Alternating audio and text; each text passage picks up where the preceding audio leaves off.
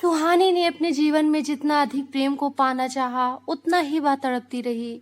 क्या तुम मेरे इस जीवन पथ की हमराही बनना चाहोगी? क्या तुम मुझसे शादी करोगी? प्रकाश के ऐसा कहते ही सुहानी अवाक उसे देखती रही। वह समझ नहीं पाई क्या कहे।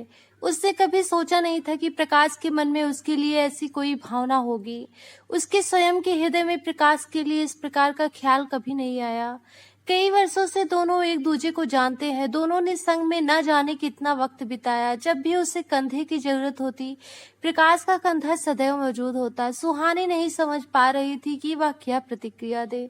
सुहानी अपनी हर छोटी से छोटी खुशी और बड़े से बड़ा दुख इस अनजान शहर में प्रकाश से ही साझा करती। उन दोनों की दोस्ती गहरी थी। जब सुहानी किसी रिलेशनशिप में आती तो वह प्रकाश को बताती, और जब ब्रेकअप होता तब भी वह प्रकाश से ही दुख जाहिर करती। उसका यह पहला ब्रेकअप नहीं था, लेकिन दिल तो इस बार भी टूटा था। हाँ, दर्द जरूर थोड़ा कम था। यह सब जानते हुए प्रकाश का आज इस तरह शादी के लिए प्रपोज करना उसे उलझन में डाल गया। वह अपनी कॉफी खत्म किए बिना और प्रकाश से कुछ कहे बगैर ऑफिस कैंटीन से अपने चैम्बर में लौट आई। प्रकाश ने भी उसे रोकने की कोशिश नहीं की। सुहानी विचारों के गिरह में उलझने लगी थी। सौतेली माँ का दुर्व्यवहार और दबाव इतना था कि पिता भी उसे दुलार करने से डरते।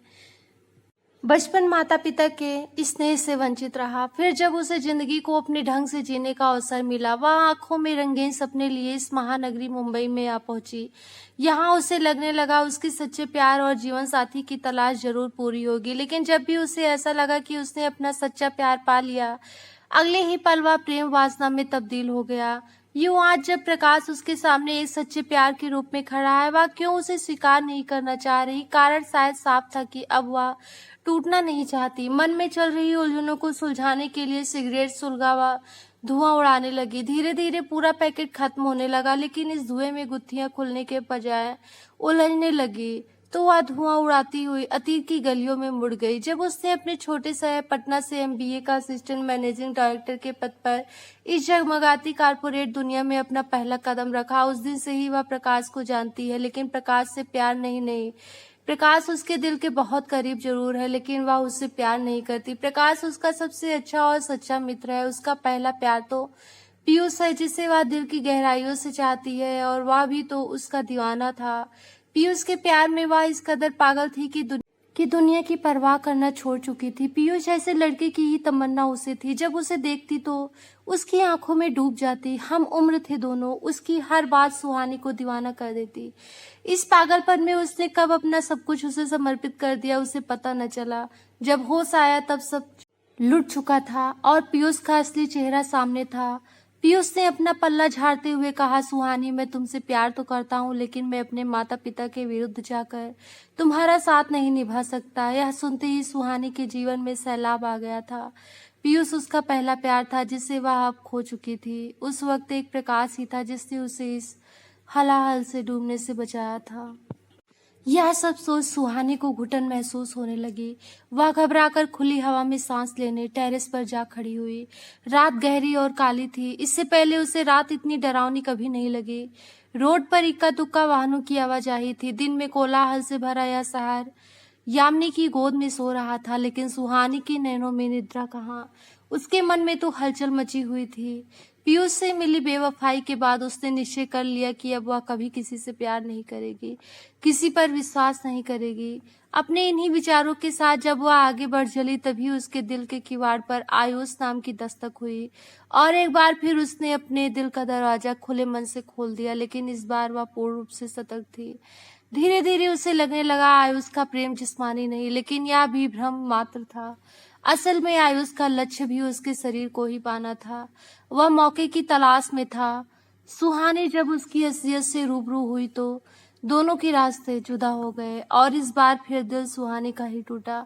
हल्की हल्की ठंड लगने लगी, परंतु सुहानी टेरेस पर ही खड़ी रही।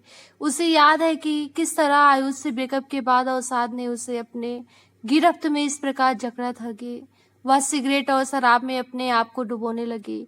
इस वजह से ऑफिस में उसका परफॉर्मेंस ड्रॉप गिरने लगा। उस वक्त प्रकाश ही था जिसने उसे इस परिस्थिति से उभारा। तब उसके मन में प्रकाश के लिए सम्मान और बढ़ गया। साथ ही साथ मन के एक कोने में प्रेम का बीज भी अंकुरित होने लगा। जिसे वह दफना देना चाहती थी, क्योंकि वह प्रकाश को खोना नहीं चाहती थी और न ही वह अपने आप को उसके काबिल समझती थी। यही कारण है कि उसने अब तक प्रकाश से कुछ नहीं कहा। आयुष के बाद चिराग पतझड़ में वसंत की बहार बनकर आया, जो उसकी सारी सच्चाई जानते हुए उसे अपनाना चाहता था। लेकिन उसने उस प्रस्ताव को अस्वीकार कर दिया, क्योंकि चिराग की यह शर्त थी कि उसे अपने अतीत के साथ साथ प्रकाश को भी हमेशा के लिए भूल उसके संग चलना होगा। सुहानी किसी शर्त के साथ रिश्ते में नहीं बंधना चाहती थी, और फिर मोहब्बत में कैसी शर्त। वह प्रकाश को किसी भी हाल में खोने को तैयार नहीं थी। फिर आज जब प्रकाश सदा के लिए उसका होना चाहता है तो वह क्यों शादी के लिए हाँ नहीं कर पाई। बेशक प्रकाश देखने में साधारण था, लेकिन बोलने में ऐसी कशिश थी कि उसके आगे उसका रंग रूप मायने नहीं रखता था। तभी उसके कंधे पर किसी ने हाथ रखा। वह घबरा कर मुड़ी। सामने प्रकाश खड़ा था। प्रकाश उसके हाथों से सिगरेट लेकर फेंकते हुए बोला, मैंने तुम्हें इन सब से दूर रहने को कहा था ना, और तुम। प्रकाश अभी अपनी बात पूरा भी नहीं कर पाया था कि सुहानी से लिपट कर फफक फफक कर रोने लगी। फिर खुद को प्रकाश से अलग कर उसकी ओर पीठ करती हुई बोली, तुम यहाँ से चले जाओ प्रकाश, मैं तुमसे शादी नहीं कर सकती। तुम्हारे मुझ पर बहुत से एहसान है, पर बस अब और नहीं। वैसे भी तुम जानते हो मैं तुम्हारे लायक नहीं। सुहानी की बातें सुन प्रकाश उसे अपनी ओर खींचते हुए बोला, तुमने ऐसा कैसे सोच लिया कि तुम मेरे लायक नहीं? तुम तो उन सब के साथ पाक दिल से चली थी। नापाक तो उनके इरादे थे जिन्होंने तुम्हें मलिन किया। शादी के लिए जब लड़के का वर्जिन होना अनिवार्य नहीं तो लड़की का होना जरूरी कैसे हो सकता है? शादी के लिए जरूरी होता है अपने जीवन साथी के प्रति दिल से समर्पित होना, वफादार होना, जो तुम हो। प्रकाश के ऐसा कहते ही सुहानी प्रकाश की बाहों में सिमट गई।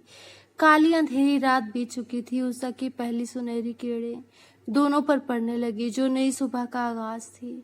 इस तरह सुहानी और प्रकाश अपनी जिंदगी की नई शुरुआत नई सुबह के साथ करते हैं।